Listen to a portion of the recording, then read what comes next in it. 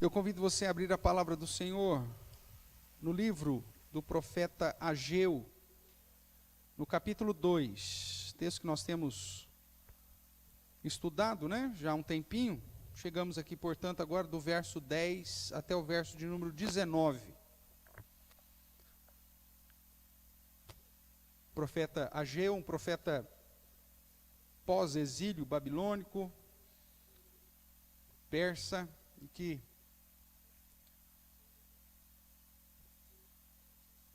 adverte o povo de Deus a colocar Deus acima de todas as coisas, reconhecer o amor de Deus, a reconhecer a graça de Deus e se consagrar ao Senhor, colocando como prioridade na sua vida. Ageu, capítulo 2, versos de 10 em diante. Eu vou ler, os irmãos acompanham a leitura que farei. Diz assim a palavra do nosso Deus: Ao 24º dia do mês 9, no segundo ano de Dario, veio a palavra do Senhor por intermédio do profeta Ageu, dizendo: Assim diz o Senhor dos Exércitos: Pergunta agora aos sacerdotes a respeito da lei. Se alguém leva carne santa na orla de sua veste, e ela vier a tocar no pão, ou no cozinhado, ou no vinho, ou no azeite, ou em qualquer outro mantimento, ficará isso santificado? Responderam os sacerdotes: Não. Então perguntou a Ageu: Se alguém que se tinha tornado impuro pelo contato com o corpo morto, tocar em alguma dessas coisas, ficará ela imunda? Responderam os sacerdotes: Ficará imunda. Então prosseguiu Ageu: Assim é esse povo, e assim esta nação perante mim, diz o Senhor. Assim é toda a obra das suas mãos, e o que ali oferecem, tudo é imundo. Agora, pois, considerai tudo o que está acontecendo desde aquele dia, antes de pordes pedra sobre pedra no templo do Senhor. Antes daquele tempo, alguém vinha a um monte de 20 medidas, e havia somente 10. Vinha ao lagar para tirar 50, e havia somente 20. Eu vos feri com queimaduras, e com ferrugem, com saraiva, e toda a obra das vossas mãos. E não houve entre vós quem voltasse para mim, diz o Senhor. Considerai, eu vos rogo, desde este dia em diante, desde o 24º dia do mês 9, desde o dia em que se fundou o templo do Senhor, considerai nessas coisas. Já não há semente no celeiro. Assim, além disso, a videira, a figueira, a romeira e a oliveira não têm dado os seus frutos, mas desde este dia vos abençoarei. Vamos orar mais uma vez. Ó Pai querido, nós bendizemos o teu santo nome, ó Deus, pela leitura da tua palavra. E nessa hora clamamos pela graça, pela misericórdia do Senhor, para que através da iluminação do teu Santo Espírito, o Senhor mesmo nos edifique, apesar de nós mesmos. Pai, use-me apesar de mim mesmo e fale ao coração dos meus irmãos, das minhas irmãs, e que hoje seja dia de salvação para a honra e glória do teu nome, ao que clamamos em Cristo Jesus. Amém. Irmãos, como já disse, nós temos estudado o livro de Ageu, e agora chegando aqui no capítulo final, no capítulo 2, nós vemos que ainda só vai nos faltar uma quarta profecia. Se você observar aí, Ageu, no capítulo 1, vai dizer assim: no segundo ano do rei Dario, no 6º mês, no primeiro dia do mês, veio a palavra. Então, ele começa o seu ministério no 6º mês, e agora nós estamos aqui no 24º dia do mês 9, quase 4 meses depois. A segunda palavra está no começo do verso do capítulo 2, que diz: no 2º ano do rei Dario, no 7º mês, ao 21º do mês, veio a palavra do Senhor. Então veja, ele começa esse ministério no 6º mês, primeiro dia. Depois lá no 21º dia do 7º mês, ele recebe uma segunda profecia. E agora nós estamos no 24º dia do 9º mês. Ele recebe essa terceira profecia. E se você observar no verso 20 do capítulo 2, vai dizer: veio a palavra do Senhor segunda vez a Ageu, ao 24º dia do mês. E aí nós temos essa última profecia. São 4 profecias, numa sequência fantástica, que são permanentes, profecias permanentes e aplicáveis a todas as verdadeiras igrejas do Senhor Jesus, de todos os tempos e em todos os lugares. As verdades contidas nas profecias de Ageu não são aplicadas apenas na geração de Ageu, mas continuam sendo verdades para a igreja hoje. Continuam sendo verdades para a sua vida e para a minha vida. E o objetivo de Ageu é chamar a atenção da igreja a colocar Deus em prioridade. Colocar Deus, portanto, em prioridade, sabendo que o sucesso e a provisão são frutos da ação do próprio Deus, não isenta o crente de fazer tudo de coração ao Senhor. Nós vemos no capítulo 1 que a situação era justamente a seguinte: o povo tinha voltado para Israel, os muros já estavam ali restaurados, cada um começou a cuidar daquilo que é seu, e o templo do Senhor havia sido deixado de lado. O povo dizia: não é tempo ainda, não é tempo, não está na hora. Não está na hora de servir ao Senhor, a gente tem que cuidar da nossa própria vida, depois a gente pensa em Deus.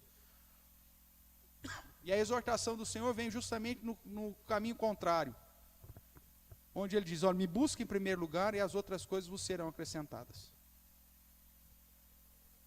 Me coloque como prioridade, a minha obra como prioridade. No contexto deles era a reconstrução do templo.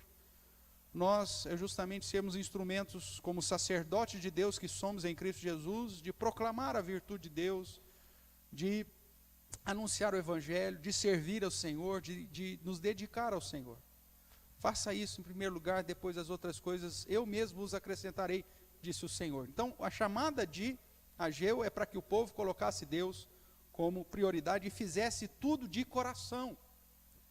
E você vai observar que o próprio Deus acaba mexendo no coração do povo, para que eles pudessem se colocar à disposição para servir. O capítulo 1, verso 14 vai dizer, olha aí comigo. O Senhor fez o quê? O que está escrito aí? O Senhor despertou o espírito de Zorobabel, que era o governador, despertou o espírito de Josué, que era o sacerdote, e despertou o espírito de quem mais? Vamos lá, vou acompanhar contigo aqui, que você baralhou tudo aí. O Senhor despertou o espírito de Zorobabel, aí eu vou ler aqui contigo para você não confundir, que era filho de Salatiel, governador de Judá. Mas Zorobabel, é o espírito de Zorobabel que ele está falando. E o espírito de Josué, que é filho de Josadaque. Josadaque não está na história, é só uma citação de quem era filho. O sumo sacerdote. E o espírito de quem mais? Do resto de todo o povo. E eles vieram e se puseram a trabalhar na casa do Senhor dos exércitos, seu Deus, ao 24º dia do 6º mês. Eles receberam a palavra do Senhor no primeiro dia desse mês, e lá no 24º dia, aí eles começaram a trabalhar. Por quê? Porque eles falaram, gente, é isso mesmo, hein? Nós temos que tem que investir mesmo, tem que procurar Deus, tem que colocar Deus em prioridade, realmente, né, gente? Não estamos fazendo errado. Foi isso? Eles chegaram a essa mesma conclusão? Eles compreenderam isso? É isso que o texto diz? Não. Quem que despertou? Deus. É Deus quem os despertou. Porque se Deus não operar em você tanto querer quanto realizar, você vai ficar parado. Agora, para saber se Deus está atuando na sua vida, meu amigo, você tem que ver o quanto você está trabalhando. Essa é a grande verdade. Se você não tiver ânimo para servir ao Senhor e para fazer as coisas de Deus, para estar envolvido com as coisas de Deus, isso é muito perigoso. E a sua oração deveria ser: Senhor, por favor, me use apesar de mim mesmo. Porque se Deus não está fazendo nada, não está despertando o seu espírito para nada em relação à glória dele, cuidado. Cuidado. É Deus quem desperta. O que mais que nós vamos ver? Depois, no capítulo 2, nós vemos Deus trazendo uma motivação para aquele povo.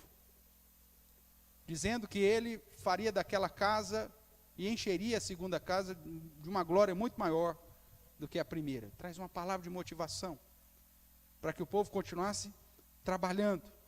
A ideia era justamente que eles se dispusessem e trabalhassem. Veja aí o verso 4, que o nosso irmão Mauro, inclusive, citou aqui. Ora, capítulo 2, verso 4. Ora, pois, ser forte, Zorobabel, diz o Senhor, e ser forte, Josué, filho de Josadaque, o sumo sacerdote, e tu, todo o povo da terra, ser o quê? Ser forte, diz o Senhor, e fazer mais o quê? E trabalhai, porque eu sou convosco, diz o Senhor dos exércitos. É isso que nós caminhamos até agora. Ageu chamando a atenção do povo para colocar Deus em primeiro lugar, sabendo que Deus é quem nos desperta, mas ao mesmo tempo joga a responsabilidade sobre nós, de que nós temos que ser fortes e trabalhar. Isso é para Josué. Ser forte e corajoso é com o Josué, não o Josué sacerdote, o Josué sucessor de Moisés, lá no começo da Bíblia. Ser forte e trabalhai. Esse é o contexto de Ageu. A gente vai no automático, né? Você vai no automático, mas sem problema. Então, irmãos, esse é o contexto. E aí nós chegamos à terceira profecia, que é a que nós lemos. Mostrando que o que Deus quer desse povo é fidelidade. O que Deus quer desse povo é consagração, é dedicação, é abrir mão de tudo que você é e de tudo que você tem, para se consagrar ao Senhor, como nós cantamos aqui. É reconhecer que você estava morto nos seus delitos e seus pecados, e que em Cristo Jesus, Ele nos deu vida. E por isso devemos cantar a Cristo Salvador, como também fizemos. Reconhecer que os laços de amor do Senhor, pela sua graça, nos alcançou, quando nós não tínhamos absolutamente nada para oferecer a Deus, e ainda não temos. Colocando Deus em primeiro lugar, sabendo que Deus é quem nos fortalece, Deus é quem desperta o nosso espírito, só que ao mesmo tempo exige de nós que sejamos fortes e que trabalhemos. Deus não quer sacrifício. Deus não quer que você faça nada por obrigação. Deus quer verdadeira comunhão. É isso que Deus exige de nós.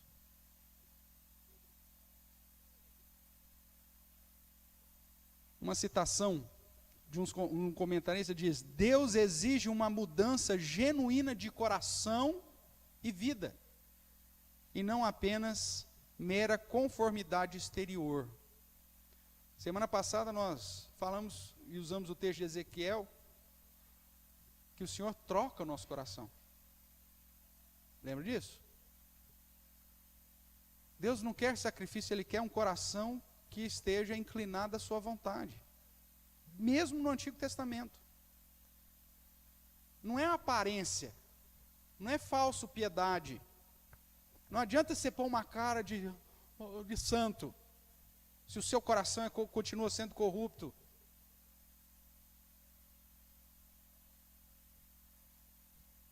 Não é encenação. Em vários momentos da palavra do Senhor, Isaías, Malaquias, você vai encontrar Deus falando assim: eu estou ficando cansado de receber a adoração de vocês. Vocês estendem a mão, choram perante mim, só que no dia a dia a vida continua com a mesma prática corrupta de sempre. Não é isso que eu quero. Isaías capítulo 1 vai dizer, seria bom que as portas do templo estivessem fechadas. E em Malaquias ele fala a mesma coisa, antes alguém trancasse as portas e jogasse a chave fora. Porque o que adianta você vir aqui e até se esforçar e trabalhar, mas se o seu coração não está voltado para Deus? Se não há consagração, se não há verdadeira piedade, se não há comunhão, se não há júbilo em servir a Deus, se tudo isso é um peso, ou se você faz isso por medo, deixa eu ir lá, porque vai que Deus resolve pesar a mão, né? Meu amigo, não é porque você tem uma mera conformidade exterior que você estará isento de qualquer aplicação do juízo de Deus, não. Mas Deus não quer simplesmente essa encenação, Ele quer de fato comunhão, vida verdadeira. O importante não era o templo. O pessoal falou, então tá bom, Deus então reclamou que nós não fizemos, vamos fazer logo esse templo, vamos começar a lançar os alicerces, vamos começar a pôr os tijolinhos, porque aí a gente vai amenizar o coração de Deus e Deus vai começar a nos abençoar. E aí Deus traz uma palavra, 3 meses depois, quase 4 meses depois da primeira, dizendo ao povo, gente, vocês não estão percebendo? Vocês começaram a fazer a obra e nada mudou. Vocês continuam na mesma pindaíba de sempre. Vocês começaram a pôr os tijolinhos, mas a videira, romeira, oliveira não produziu. Vocês começaram a fazer alguma coisa pensando que é isso que eu quero, e que com isso eu começaria a derramar bênçãos de prosperidade sobre a vida de vocês, só porque vocês começaram a pôr os tijolinhos. E eu quero que vocês entendam que não é isso. Eu não estou preocupado com esse tijolinho. Se eu tiver que alcançar alguém, eu vou alcançar independente de você. Eu não estou preocupado com o seu trabalho pelo simples fato de querer trabalhar, mas eu estou preocupado com o seu coração. Eu estou preocupado com o seu entendimento da relação que existe entre você e mim, diz o Senhor. E tem muita gente que acha que, pelo simples fato de começar a vir à igreja, ou de começar a atuar em algum ministério, Deus vai virar a chavinha. Deus vai olhar para o seu coração. Se a intenção for simplesmente, não, eu vou trabalhar para que Deus me abençoe, esquece. Não vai acontecer. É isso que Deus então vai falar aqui no texto que nós lemos, né? Falando da infidelidade do povo. Mas o povo estava trabalhando, pastor. Mas estava trabalhando só porque Deus havia despertado, porque se não fosse isso também, nem isso teria feito. E aí o verso 17 diz, eu vos feri com queimaduras, com ferrugem, com saraiva, e toda a obra das vossas mãos, e não houve entre vós quem voltasse para mim. Eles tinham voltado para o trabalho, eles tinham voltado para construir o templo, mas não tinham voltado para o Senhor do templo. Eles ouviram a primeira profecia de Ageu e falaram assim, gente, é isso mesmo, Deus falou para colocar ele em primeiro lugar, então vai, vamos lá, vai. A vida já está corrida, já está muito difícil, mas vamos lá, vamos participar, vai ter uma atividade a mais lá esse mês na igreja, vamos ajudar, vamos colocar à disposição. Deus fala assim, não, meu amigo, você não entendeu. A minha chamada não é para você voltar para colocar tijolinho para a obra, mas é para voltar para mim. para ter um relacionamento íntimo comigo. Você pode estar envolvido em dezenas de ministérios dentro da igreja. Você pode ser um touro aqui dentro. Fazer tudo.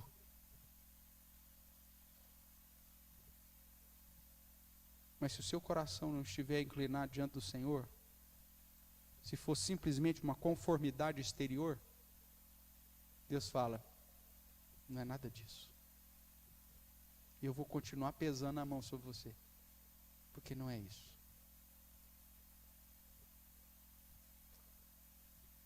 Só que o problema se torna um pouco pior, irmãos. Porque Deus sabe que nós não temos condições de buscá-lo de todo o coração se Ele não agir em nós. Nem que nós nos esforcemos. Nem que você escreva em letras garrafais e coloque no espelho do banheiro para todo dia se lembrar que você tem que buscar a Deus em primeiro lugar. O nosso coração por si só não consegue. Vai ser uma frustração. E é por isso que Deus vai dizer nesse texto que, mesmo Deus colocando a disciplina sobre o povo volta a trabalhar, mas não volta para Ele. E as coisas não estavam mudando, porque mesmo o trabalho que eles estavam oferecendo, era um trabalho imundo. Um trabalho sem valor. Um trabalho sem consagração. Veja o que diz aí. O verso 14.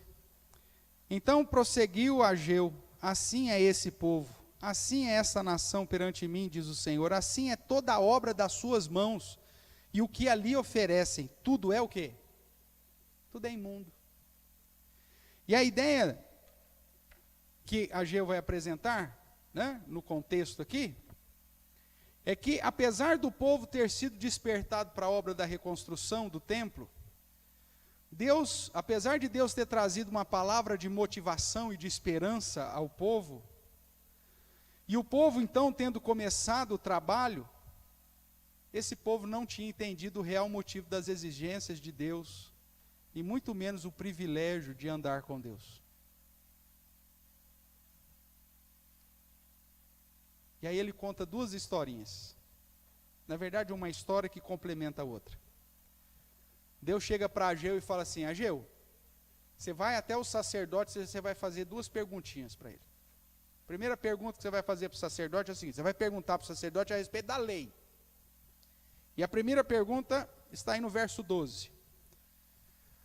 Verso 11 diz, assim diz o Senhor dos Exércitos, pergunta agora aos sacerdotes a respeito da lei. E a primeira pergunta é, o sacerdote que está trabalhando lá no templo, fazendo sacrifícios, e de repente, na hora que ele está sacrificando ao Senhor um holocausto, uma oferta pacífica, seja lá o que for, e aí consagrado ao Senhor, e ele, de modo descuidado, deixa a sua estola passar lá na oferta e fica carne grudada na sua roupa. Imagine que era um serviço pior que de açougueiro, né? Que o sacerdote tinha que matar, cortar, pôr em cima do altar, pôr fogo, aquela coisa toda. E aí a ideia é o seguinte, olha, o sacerdote que está purificado, que está pegando uma oferta purificada e servindo a Deus para a purificação do povo, um pedaço dessa carne cai na estola dele. E aí ele anda por todos os lugares e essa estola encosta. Essa estola do sacerdote santo, que está ali com a oferta de purificação, encosta em qualquer objeto, faz desse objeto santo? Aí o sacerdote fala, não faz. A pureza do sacerdote da oferta não purifica as outras coisas. E aí ele vai dar aqui uma listinha, né? Se alguém leva carne santa na orla de suas vestes, e ela vier a tocar no pão, ou no cozinhado, ou no vinho, ou no azeite, ou em qualquer outro mantimento, ficará isso santificado? Responderam os sacerdotes, não. E aí a segunda historinha, o outro lado a outra pergunta. Então pergunta: e se alguém tocou num corpo de um morto, num cadáver? Segundo a lei, quem tocar num cadáver ficava o quê? Imundo. E essa pessoa que tocou num cadáver, no corpo morto, tocar em qualquer outra coisa, o que vai acontecer com todas essas coisas que ele tocar? Ficará imundo. E aí Deus olha para o povo seguinte: as suas atitudes ou as suas obras podem ser aparentemente santas, só que quando você põe a mão numa obra, ela não santifica. Mas se o seu coração continuar imundo, tudo aquilo que você tocar também ficará imundo. Por isso que Deus fala: o seu trabalho é imundo e aquilo que você tem ofertado é imundo. Porque você está vivendo de aparência. Você parece crente. Você parece servo de Deus. Mas o seu coração continua sendo pecador. E por isso tudo que você toca não vira ouro, vira imundície.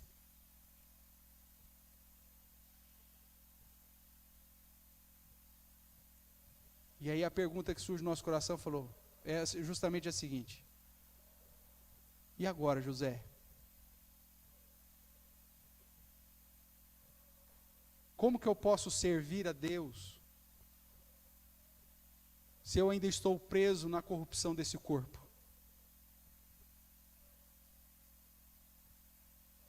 Como que eu posso me dedicar à obra do Senhor se eu ainda sou pecador?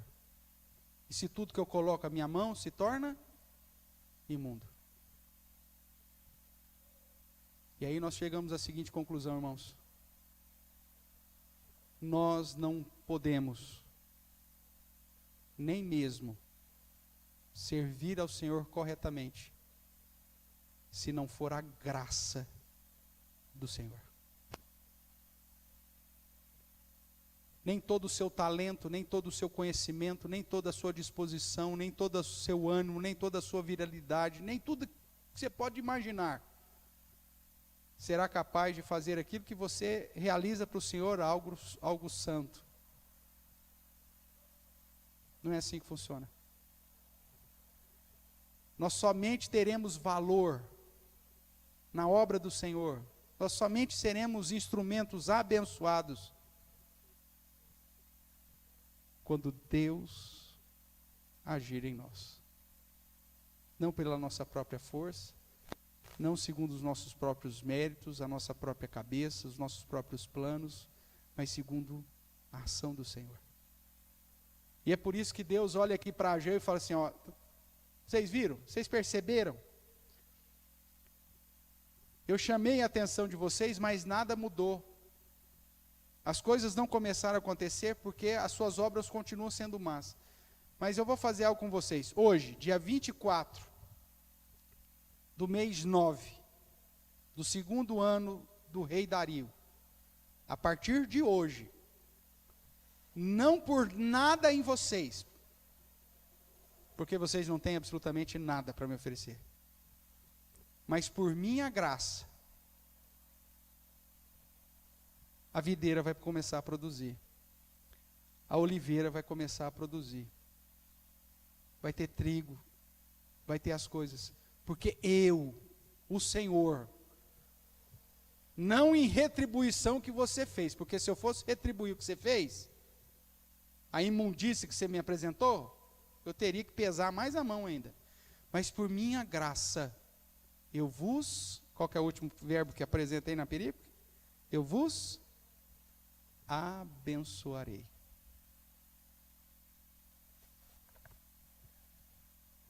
O povo havia começado o trabalho, mas não havia entendido o real motivo da exigência de Deus, e muito menos o privilégio. Eles estavam atuando e servindo por necessidade, para tentar mudar a realidade deles, por obrigação e não por gratidão. Havia impureza em suas mãos e, consequentemente, as suas obras se tornavam impuras.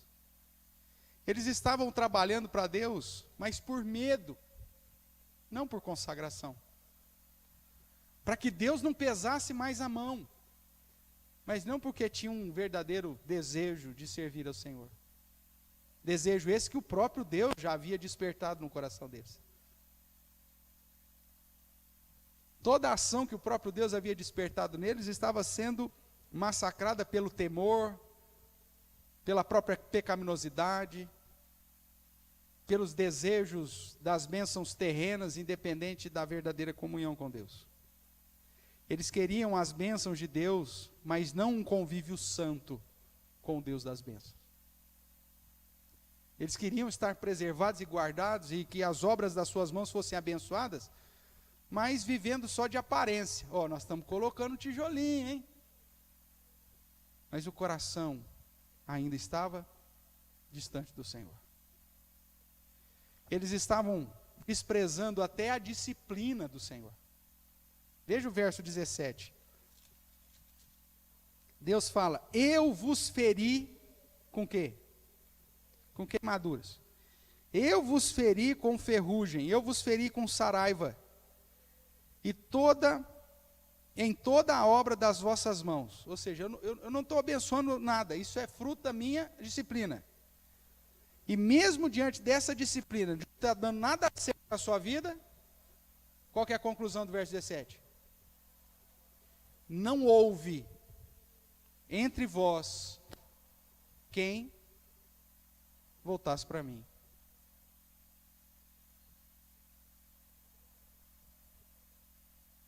Sabe aquele filho rebelde, obstinado de coração para o mal,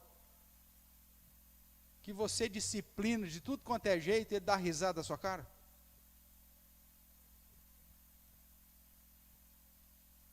Mesmo quando você usa de um castigo físico, você dá um tapa na bunda dele e ele diz assim: não doeu? Já viu um filho de Belial desse jeito? Desgraça para o pai um filho que tem uma postura obstinada como essa. Eu estou falando com você. Já viu? É isso que Deus está falando de nós. Eu trouxe queimadura, eu trouxe saraivada, eu trouxe um monte de disciplina sobre vocês, mas não teve não houve ninguém que se voltasse para mim.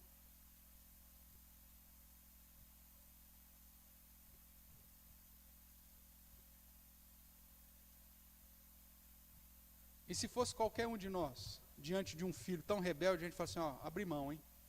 Não faço mais nada, hein? Quero saber mais. No fulano não tem jeito. Já educamos, já batemos, já pusemos castigo, já nos fizemos isso, já... Não tem mais o que fazer. Não dá. Só que aí é a diferença entre nós e Deus. Porque Deus está disposto a nos abençoar, apesar de tudo isso. A única coisa que Ele pede é o seguinte: reconheça que você precisa de mim. O nosso serviço seja por entender o privilégio que é viver em comunhão e consagração ao Senhor, e não porque nós temos algo a oferecer a Deus. É só isso que Deus quer que você entenda.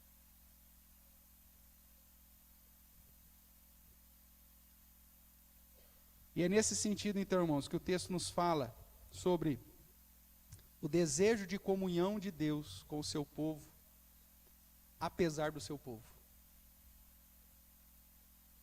Mesmo sendo esse povo obstinado, mesmo sendo esse povo imundo, mesmo sendo esse povo que despreza a disciplina, mesmo esse povo que, apanhando todo dia, não consegue se voltar para Deus, Deus fala: eu quero ainda conviver com você e te amar, te abençoar. Não por você, mas por mim. E esse desejo de comunhão de Deus com o seu povo, apesar do seu povo, fica manifesto na profecia, porque esse desejo de comunhão de Deus sobrepõe a situação pecaminosa do povo. Pensemos aqui mais um pouquinho. Você acha que se Deus olhasse para a nossa realidade pecaminosa, e se a motivação de Deus em se relacionar com alguém dependesse da ausência de pecado, Deus se relacionaria com quem?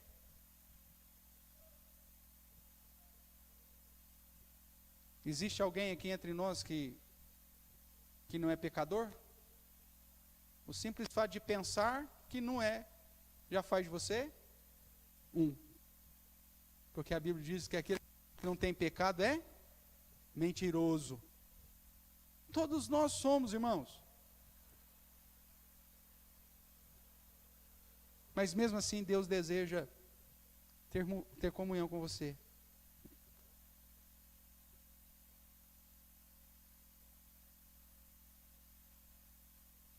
Existe uma música, eu não vou lembrar agora, talvez as meninas me ajudem. Não sei se é do Baruch, que diz que como o Senhor pode me amar e me preservar, mesmo sabendo que se Ele deixasse a porta aberta, Israel, me leva para casa. E a música diz assim: Senhor, como que o Senhor pode me amar tanto e me guardar, me acolher nos seus braços, mesmo sabendo que se o Senhor tão somente me deixasse livre, eu fugiria de ti. Como que o Senhor pode me amar sabendo quem eu sou? Sabendo o que eu faço quando ninguém está olhando? Essa é a ideia do cântico.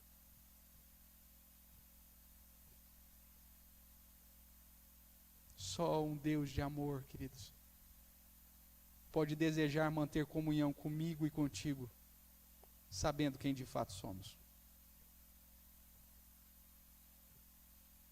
Não pense você que você deu chance para Jesus. Não pense você que você é que foi a cereja do bolo que fez os olhos de Deus brilhar pela sua beleza. Não. Todos nós somos imundos, estávamos mortos nos nossos delitos e nossos pecados, como imundícia. E se Deus resolvesse relacionar conosco segundo os nossos merecimentos, não mereceríamos outra coisa senão a condenação. E ainda seria pouco. Mas Deus deseja manter comunhão contigo. E esse desejo da comunhão com Deus sobrepõe a nossa situação de pecaminosidade. Nós vemos que o povo, a nação, as obras das mãos e tudo que eles estavam oferecendo era imundo. É a ideia que o apóstolo Paulo diz, não há, falando de Abacuque, não há um justo sequer. Não há quem entenda. Não há quem busque a Deus. E se você ainda não entendeu isso, não é que você não tem capacidade cognitiva para entender, porque na verdade você tem. Mas o nosso coração é tão pecaminoso e tão imundo, que nós pensamos que aquilo que fazemos ainda é bom. Ei, eu? Não, eu sou bom. Eu mereço a salvação. Eu? Não. Vou passar de nariz em pé nos portais celestiais. Mas veja o vizinho, ele sim é um tranqueiro, agora eu não. Mas só quando eu entendo que eu sou imundo, que eu estou morto espiritualmente, e que eu nasci assim, eu nasci pecador. Ninguém precisou me ensinar nenhuma prática pecaminosa, já estava tudo dentro de mim. E que ao invés de alguma graça, eu merecia, era punição. O dia que eu consigo compreender isso, eu entendo o que significa, Ele vos deu vida estando vós mortos. E aí os meus olhos se abrem, e eu não tenho outra coisa a fazer senão me prostrar diante dos pés do Senhor Jesus e agradecer, porque apesar do que eu sou, Ele desejou ter comunhão comigo. O povo era imundo, a nação era imunda, as obras das mãos eram imundas, as ofertas, tudo era imundo. Mas a graça de Deus nos alcança quando ainda somos pecadores. Porque Deus prova o seu amor para conosco, pelo fato de ter Cristo morrido por nós, quando nós ainda éramos pecadores, quando nós ainda estávamos em inimizade com Deus.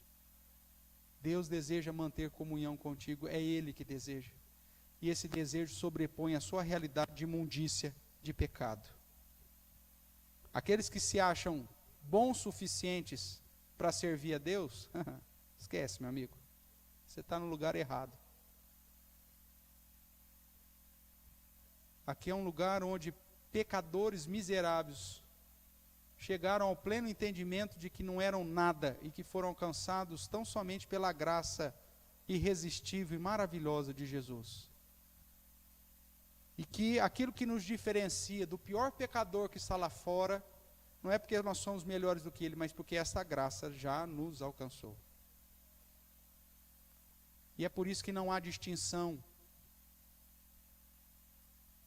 Se você é rico, se você é pobre,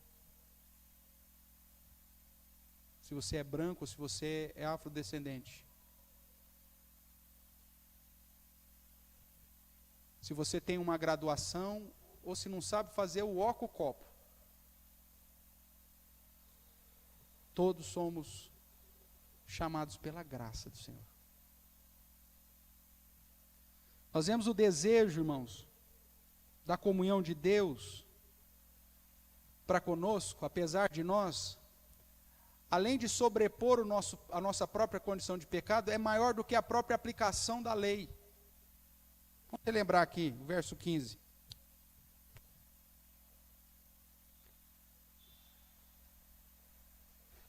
Agora, pois, considerai tudo o que está acontecendo desde aquele dia, antes de pôrdes pedra sobre pedra no templo do Senhor.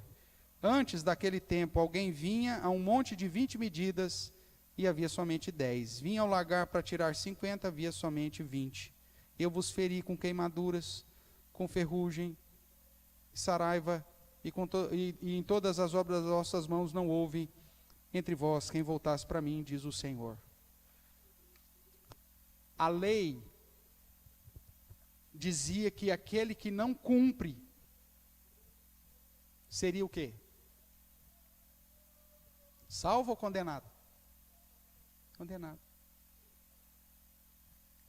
E é nesse sentido que o apóstolo Paulo diz que o objetivo da lei não é salvífico, mas o objetivo da lei é calar a boca de todo homem, para que ninguém se glorie diante de Deus. O desejo da comunhão de Deus contigo é maior do que a aplicação da lei. Porque se Deus resolvesse tão somente aplicar a lei, qual que seria o resultado? Condenação.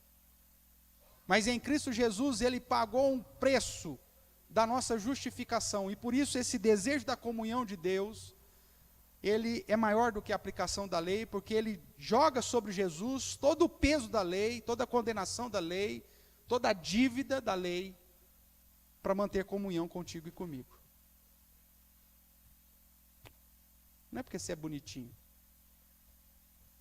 mas porque Jesus pagou um alto preço. Isso não está em você, está nele. Se Deus tão somente resolvesse aplicar a lei sobre nós, não haveria ninguém salvo. Se Deus fosse aplicar a lei sobre nós, viria castigo, ferimento, disciplina, justiça, juízo e condenação. E veja, nosso coração é tão terrível que mesmo debaixo dessa realidade a gente não volta para o Senhor. É Deus quem age. É a graça de Deus que nos livra da condenação prevista na lei. É a bondade de Deus em Cristo Jesus desejada, segundo o apóstolo Paulo, antes da fundação do mundo, antes que você existisse, é que nos garante a salvação e não qualquer outra coisa que porventura você faça, porque você é imundo, logo, tudo aquilo que você faz, se não for feito em Cristo Jesus, é tão imundo quanto você. A diferença, irmãos, é que agora fomos lavados no sangue do Cordeiro, e por isso, então, nos tornamos puros. Porque antes de termos sido lavados no sangue do Cordeiro, e na obra da cruz do Calvário, todas as nossas obras eram imundas. Mas mesmo assim, Deus desejou ter comunhão contigo e comigo. E é por isso que Ele enviou Jesus Cristo, para nos livrar da condenação da lei. O amor de Deus é maravilhoso. Em terceiro lugar, irmãos, o desejo da comunhão de Deus para contigo, para comigo, apesar de nós mesmos, além de sobrepor a nossa pecaminosidade, além de ser maior do que a aplicação da lei, é mais relevante do que as nossas boas obras, do que o nosso serviço prestado. O pessoal tinha começado a obra, o pessoal começou a lançar o alicerce, a colocar os tijolinhos. Isso foi suficiente para conduzir a Deus, falar, agora sim, agora eu achei um povo que merece ter comunhão comigo e ter bênção. Foi? Não. Deus fala, olha, sua obra não vale nada. Tanto que não mudou nenhuma realidade. Porque não é aquilo que você faz que muda a sua relação diante do Deus Santo e Poderoso. O verso 18 e 19 vai nos chamar essa atenção quando diz, considerai, eu vos rogo, desde esse dia em diante, desde o 24º dia do mês 9, desde o dia em que se fundou o templo do Senhor, considerai essas coisas. Já não há semente no celeiro. Além disso, a videira, a figueira, a romeira, a oliveira não têm dado os seus frutos. Até aqui. Veja, não foi porque que o povo começou a trabalhar que a realidade mudou. Não, não mudou. Porque não é o seu trabalho que move a mão de Deus para abençoá-lo, mas tão somente o desejo de Deus querer ter comunhão contigo. O fato dele ter te amado antes da fundação do mundo. Deus diz, considerai tudo o que está acontecendo, desde aquele dia, considerai, eu vos rogo, desde esse dia em diante. E aí sim, ele diz,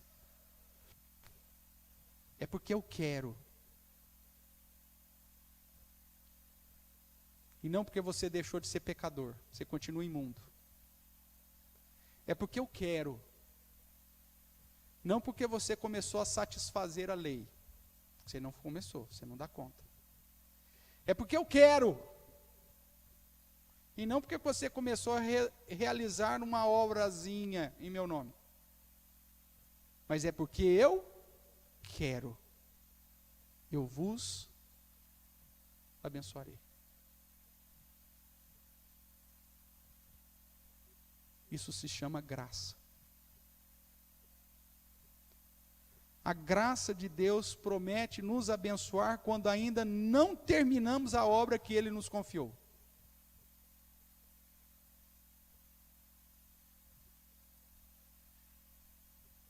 Ele nos dá todos os benefícios em Cristo Jesus, sem nós termos movido uma única pena da obra que Ele nos confiou. Porque a salvação não é por aquilo que você faz, mas tão somente porque Deus quis.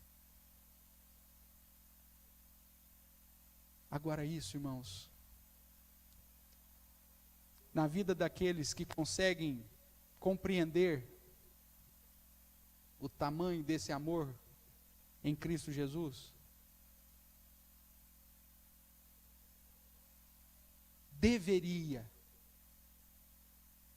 conduzir o nosso coração a se prostrar diante de Deus. Deveria nos conduzir como tantos personagens durante o ministério terreno de Jesus, que chegavam diante do Senhor Jesus e se prostravam com o rosto em terra diante dos pés de Cristo.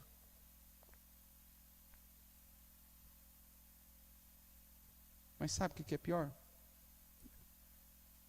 A gente vê crente ainda se levantando como se fosse o rei da cocada, e tendo a pachorra de chegar diante de Deus e ainda dizer: Senhor, eu não aceito.